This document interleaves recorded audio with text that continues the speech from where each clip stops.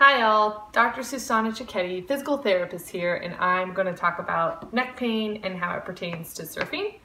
Let's first talk about the anatomy. There are 7 vertebrae with corresponding discs, nerves, muscle, fascia, skin, and a few things in your throat that help you breathe and help you swallow.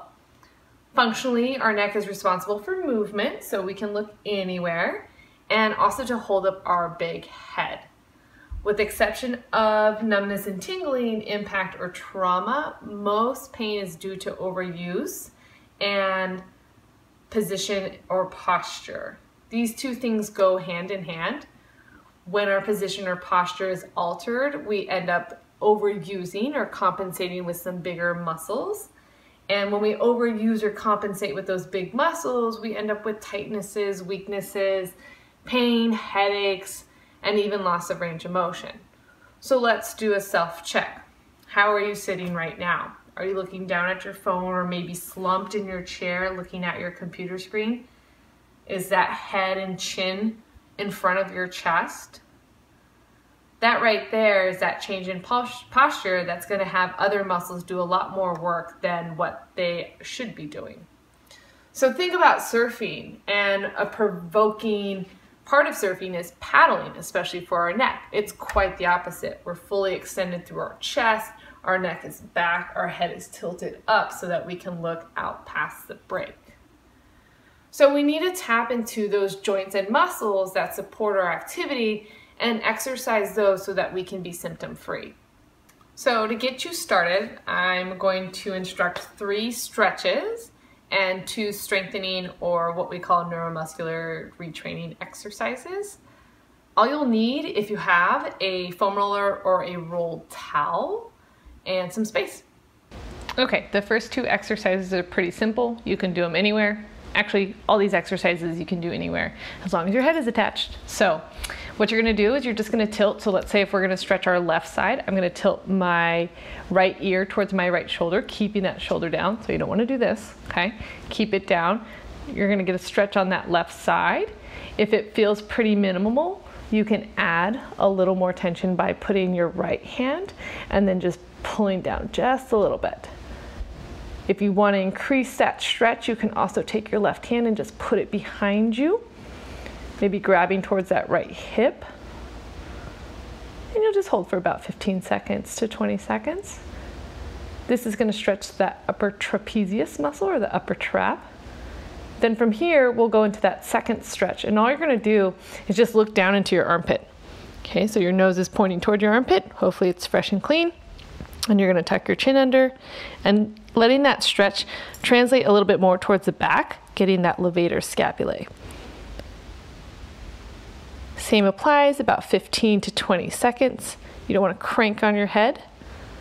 Just a nice, gentle stretch, easy tension. Then go over to the other side. So again, if I'm going to stretch my right side, I'm going to lean my left ear towards my left shoulder, keeping that left shoulder down, so bring it back. Put my left hand on top of my head, creating a little more tension, getting that upper trap.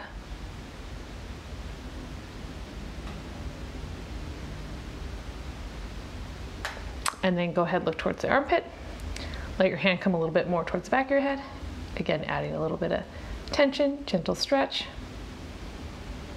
So you can do this anywhere, at your desk, in your car. And it's a great way to release some tension that you might occur from these muscles just getting really tight and overused. Great. So that's your upper trap and levator scapulae stretch. So the next exercise is your deep neck flexor.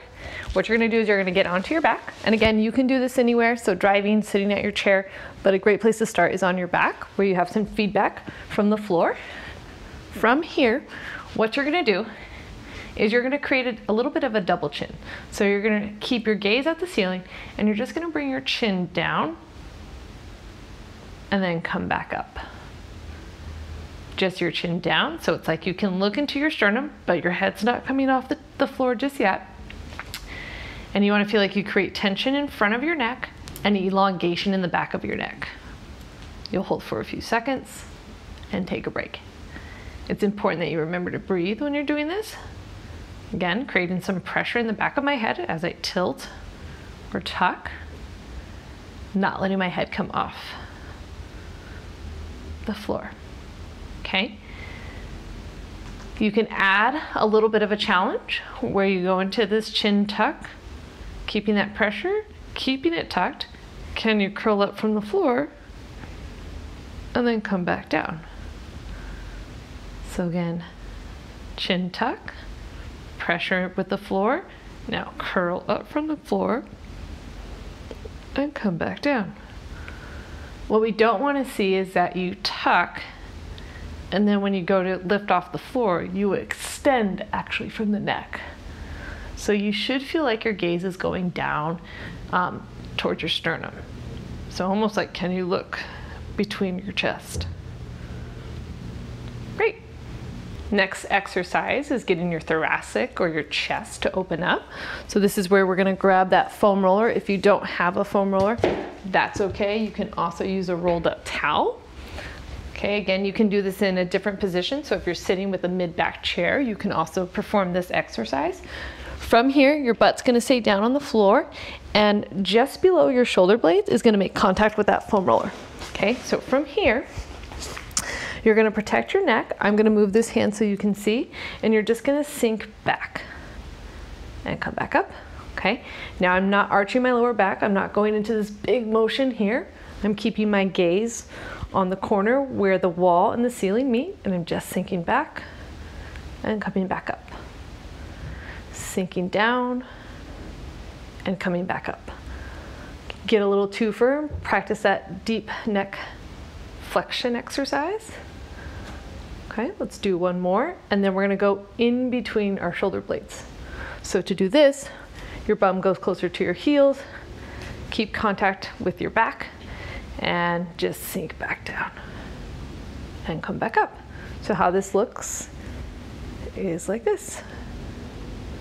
Pretty simple. It's a small movement, but we're working into the joints of your thoracic spine.